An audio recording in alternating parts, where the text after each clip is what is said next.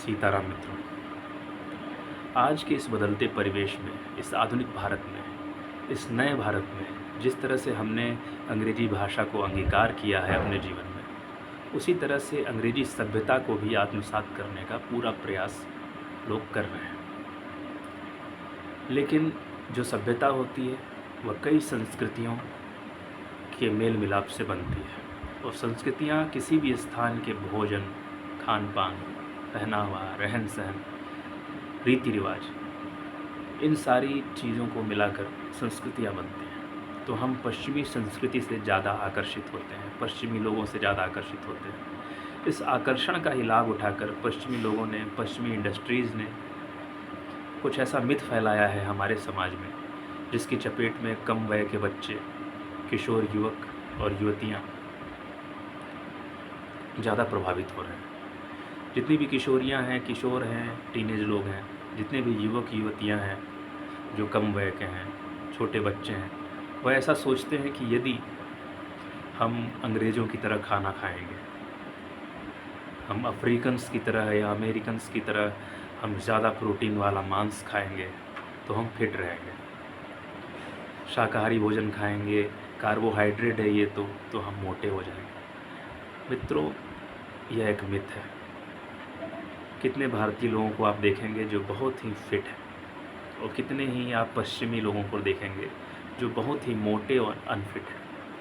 आपने जितने अधिक मोटे व्यक्ति को भारत में नहीं देखा होगा, उससे ज़्यादा मोटे व्यक्ति को आप अमेरिका में देख सकते हैं। वहाँ 2-2, 3-300 किलो के, 400-400 किलो के लोग वहाँ रहते हैं।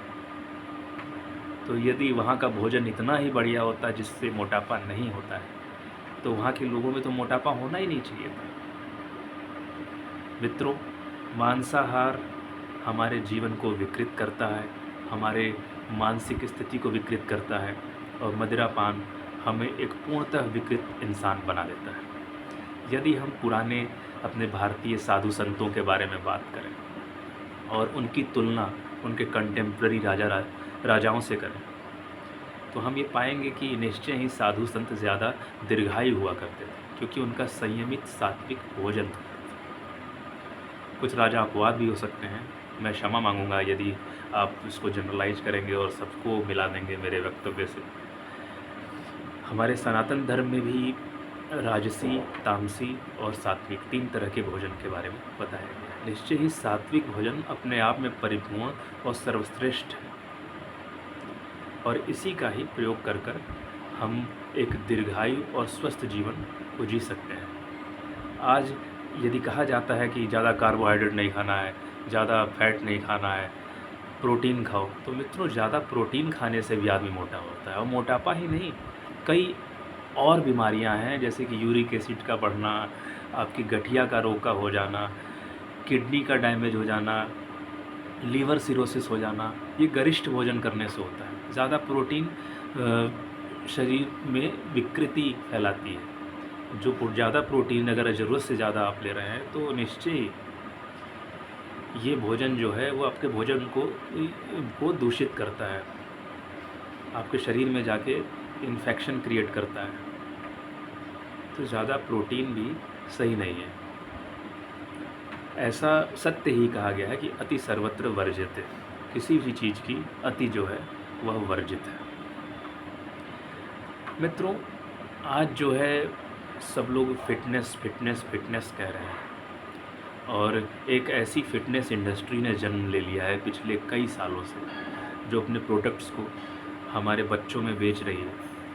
उसने कुछ ऐसे मानक गढ़ दिए हैं कि आपको ये खाना है, आपको ये करना है, आपको ऐसा दिखना है।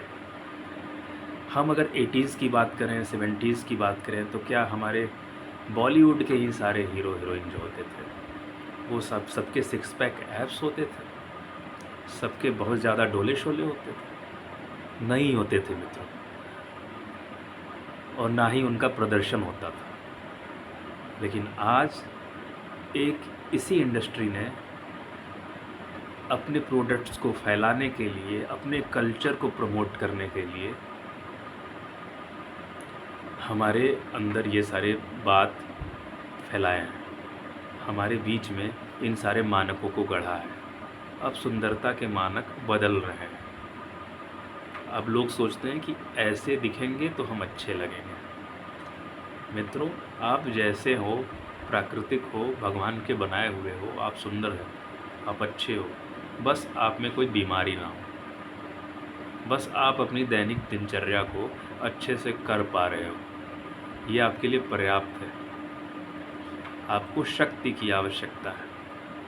शक्ति अपने आप आपके शरीर में सौंदर्य को पैदा कर देती है, और शक्ति की प्राप्ति होती है आपके परिवेश में जो भोज्य सामग्रियां उपलब्ध हैं उसका आप सेवन करें और पूरे उत्साह के साथ अपने कार्य को करें। मित्रों, वीडियो ज़्यादा लंबी हो जाएगी, इसीलिए इसको ज़्यादा नहीं खींचेंगे। पूरे वीडियो का जो समरी है वो यही है, सारांश जो है वह यही है, निचोड़ यही है कि मांसाहार और मदिरापान ये आपको अल्पायु करते हैं, आपकी आयु को कम करते हैं। यदि आपने मदिरापान का त्याग कर दिया और शाकाहारी निरामिष भोजन का प्रयोग किया तो निश्चय ही आप अन्य स्वास्थ्य लाभ करते हुए अपनी आयु को बहुत ही ज़्यादा बढ़ा सकते हैं, और यही आपके लिए उत्तम भी होगा। उत्तर वैदिक काल के बाद महात्मा बुद्ध के इस देश में, जहाँ पर उन्होंने निरामिष भोजन को यानी कि शाकाहारी भोजन को प्रमोट किया, जहाँ पर उन्होंने कहा कि यदि इतनी सारी भोज्य सामग्रियाँ आपके पास उपलब्ध हैं तो आप मांस क्यों खा रहे हैं, और लोगों ने उसको तार्किक ढंग से स्वीकार भी किया। आज फिर से हम अतार्किकता के गर्त में गिर रहे हैं।